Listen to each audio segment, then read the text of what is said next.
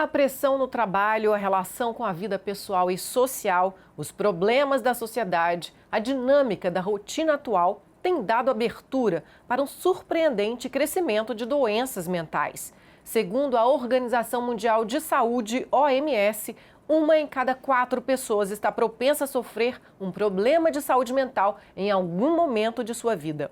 E para falar sobre saúde mental e relações de trabalho, nós recebemos hoje a doutora em psicologia e psicanalista, Kátia Macedo. Seja bem-vinda novamente à Hora Extra, doutora Kátia. Grata mais uma vez, é uma alegria estar aqui com vocês. Pesquisas indicam que o transtorno mental é a terceira causa de afastamento do trabalho. As condições dos ambientes e dos processos de trabalho podem desencadear esse tipo de adoecimento? Sim, principalmente se a gente considerar que o trabalho ele é central para a psicologia e para a psicanálise, ele é central para a constituição da nossa identidade enquanto pessoa, né? Nesse mundo onde as relações de trabalho são importantes. À medida que essas relações e o contexto de trabalho modificam, isso é sentido e vivenciado pelo trabalhador, por nós trabalhadores, de formas diferentes e pode afetar tanto a saúde física quanto a saúde mental de todos nós. Nós vamos agora para a pergunta da Cristina Carneiro. Vamos lá.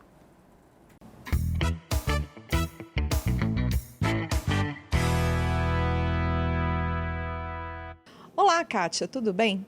O que as pessoas podem fazer para se manter saudáveis, mesmo com situações de estresse no trabalho?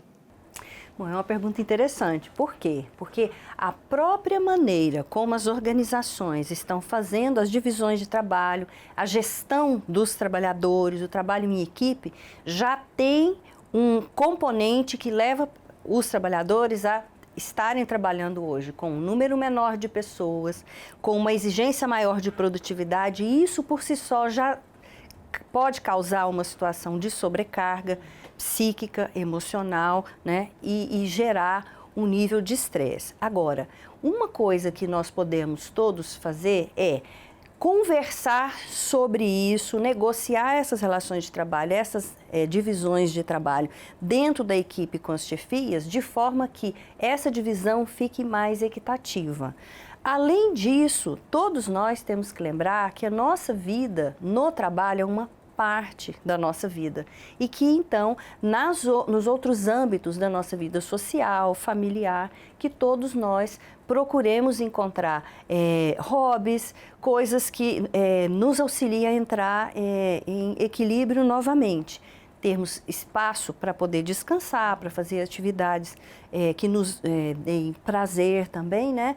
E, às vezes, quando nós percebemos que não estamos muito bem, que o nosso sono já está afetado, que a nossa alimentação está afetada, buscar ajuda profissional mesmo, né? Para esse acompanhamento, esse suporte mais específico. Os empregadores, eles podem se tornar agentes de mudança, amenizando os fatores de risco para o estresse no trabalho? Sim. Esse é o principal âmbito onde nós podemos fazer intervenções visando prevenir o adoecimento do trabalhador, prevenir acidentes laborais, mortes relacionadas ao trabalho e até suicídio. Por quê?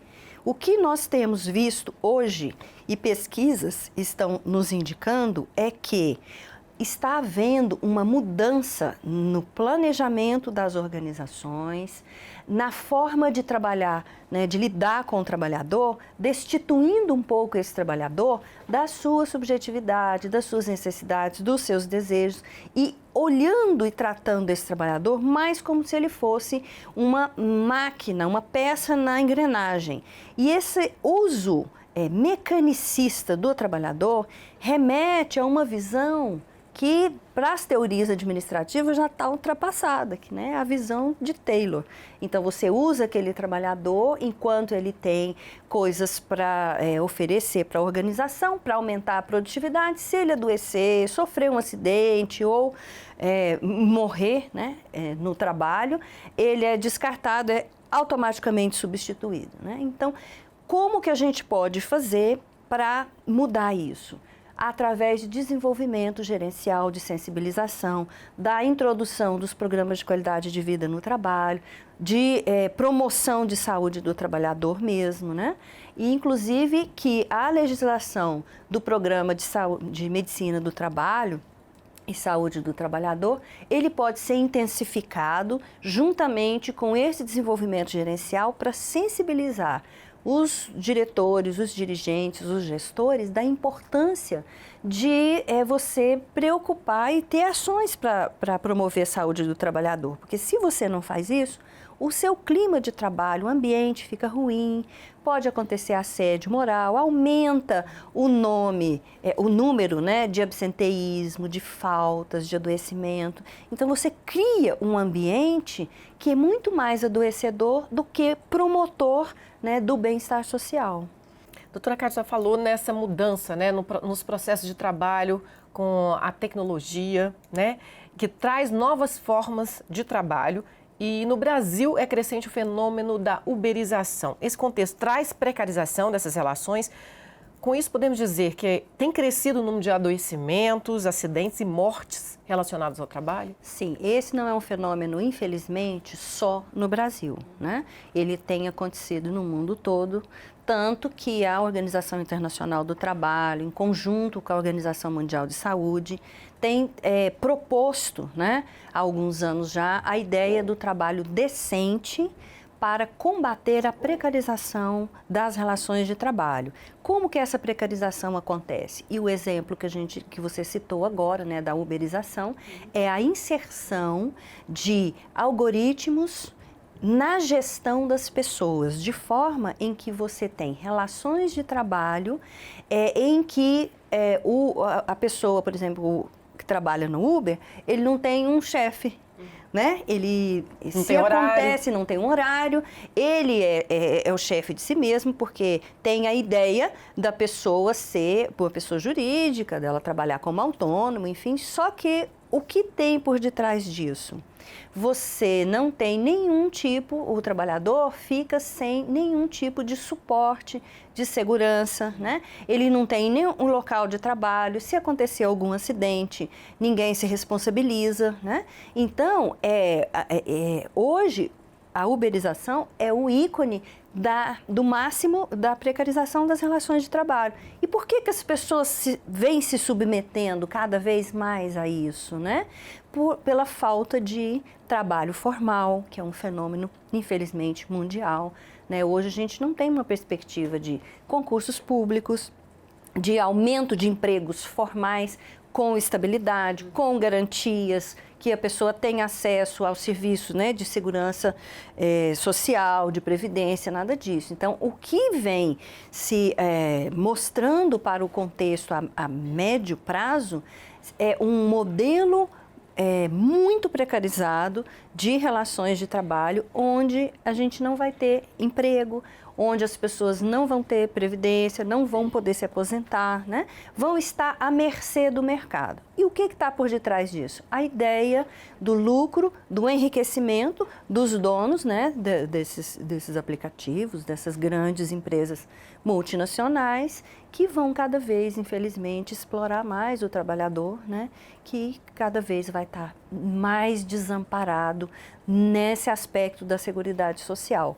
Por isso, a Organização Internacional do Trabalho propôs, há mais de 20 anos, a ideia do trabalho decente, que prevê exatamente a inserção do trabalhador em grupos sociais, a geração de empregos formais, o fortalecimento dessas relações de trabalho que incluam os direitos humanos, né, o cuidado com a saúde do trabalhador, que seria, né, uma forma de enfrentar isso que vem acontecendo no mundo, né? No bloco anterior, doutora Kátia, nós falávamos da uberização.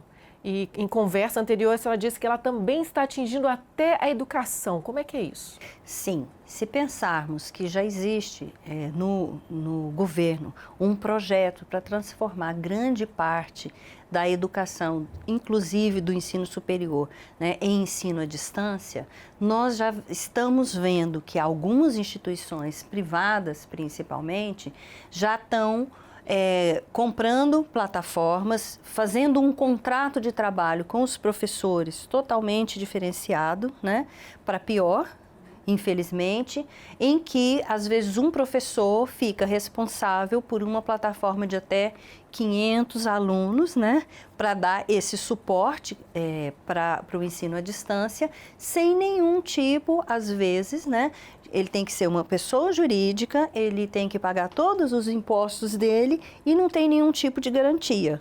Também alguns professores gravam algumas aulas e depois essas aulas são repetidas ele nem recebe infinitamente, né? E ele recebe só por aquela hora-aula. Então, infelizmente, essa forma, né, de lidar com a área de educação, de serviços também, né, está adotando essa maneira, né, de trabalhar em que você substitui pessoas por máquinas, inclusive na gestão, né, com algoritmos e tudo isso. Causando precarização nessa área que é tão importante. Exatamente. Né? Doutora Kátia, nós vamos agora à pergunta da Leila Barbosa, que é conciliadora aqui da Justiça do Trabalho. Tá.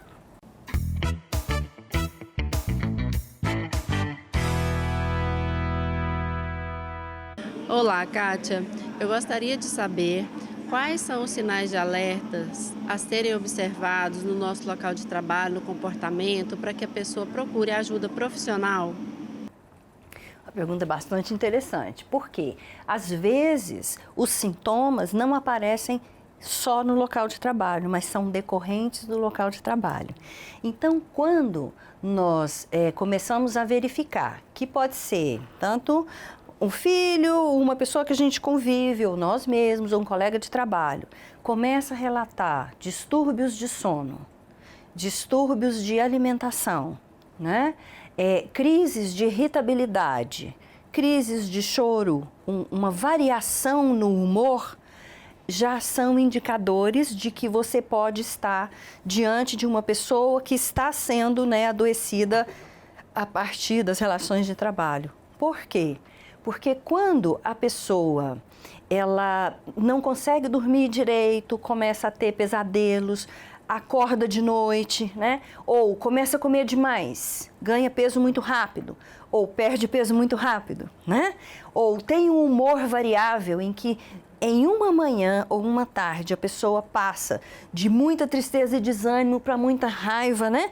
E começa a ter conflitos com os colegas o tempo todo, nada tá bom, né? Então isso pode ser indicador de que nós estamos diante de uma pessoa que está precisando de ajuda. E aí onde a gente pode buscar essa ajuda? Se na organização houver um serviço médico ou de suporte, né, de atenção psicológica, vale a pena você encaminhar esse funcionário. Porque se nós conseguimos pegar essas síndromes, esses distúrbios no início, a duração e a intensidade de um tratamento tende a ser menor. Agora, às vezes a pessoa fica isolada o tempo todo, está numa crise depressiva e ela não é atendida, inclusive pelos colegas ou pela chefia, pode acontecer, inclusive, do suicídio no local do trabalho, né? Então, as medidas preventivas são essas. Primeiro, você ter palestras falando sobre as relações de trabalho, como prevenir, adoecimento, como promover saúde, né, no trabalho e fortalecer as relações de equipe, porque quando você tem uma equipe e uma chefia, onde você tem uma relação de confiança, de cooperação, o que nos faz sofrer pode ser dito e pensado formas de lidar com aquilo. E essa pessoa que está doente, né, que está com um transtorno mental, ela também afeta a produtividade e o ambiente como um todo, né? Os colegas Sim, são afetados também. Sim, por quê? Inclusive, tem um pesquisador, né, que é o Dejour, que ele chama de sofrimento ético. Quando uma equipe tem uma pessoa que está adoecida, né, ou que está sofrendo, ou que teve uma tentativa de suicídio no local de trabalho, todos os outros colegas também têm um sofrimento ético. Ou quando o grupo vê que alguém está sofrendo assédio moral, assédio sexual, mas tem muito medo de perder o trabalho e às vezes não faz a intervenção, quem olha de fora pensa que está tudo bem. Mas quando você vai conversar com as pessoas, você percebe que existe um conflito ético, né? Poxa, eu estou vendo o sofrimento do colega, mas eu não estou conseguindo fazer nada, né?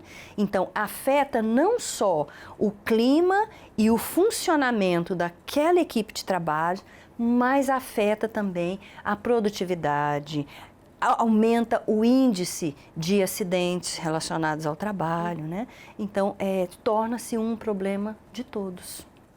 Doutora Kátia, muito obrigada pela entrevista e pelos esclarecimentos sobre esse assunto tão importante. Muito obrigada pelo convite, é uma alegria poder estar aqui conversando um pouco com vocês. O Hora Extra fica por aqui. Obrigada também por sua atenção. Hoje conversamos com a doutora em Psicologia e psicanalista Kátia Macedo sobre saúde mental e relações de trabalho. Não deixe de acompanhar mais notícias do TRT de Goiás pela rádio web, pelas redes sociais e pelo portal. Até a próxima semana!